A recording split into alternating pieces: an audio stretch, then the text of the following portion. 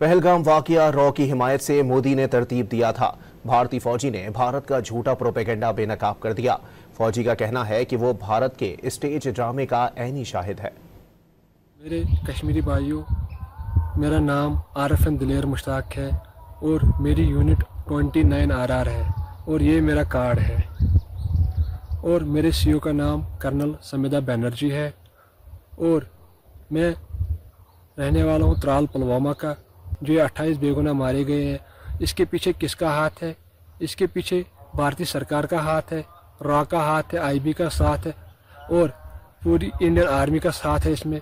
और मैं बताना चाहता हूँ, मैं अभी भी खामोश रहता हूँ, मेरी ज़मीर अभी ये इजाज़त नहीं देता है। पहलगाम वाकया रॉ की हिमायत से मोदी ने तरतीब दिया था। भारतीय फौजी ने भारत का झूठा प्रोपेगेंडा बेनकाब कर दिया। फौजी का कहना है कि वो भारत के स्टेज ड्रामे का ऐनी शाहिद है।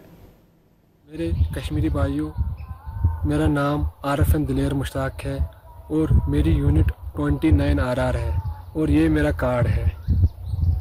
और मेरे सीओ का नाम कर्नल समिदा बनर्जी है और मैं रहने वाला हूँ त्राल पुलवामा का। जो ये 28 बेगुनाह मारे गए हैं, इसके पीछे किसका हाथ है?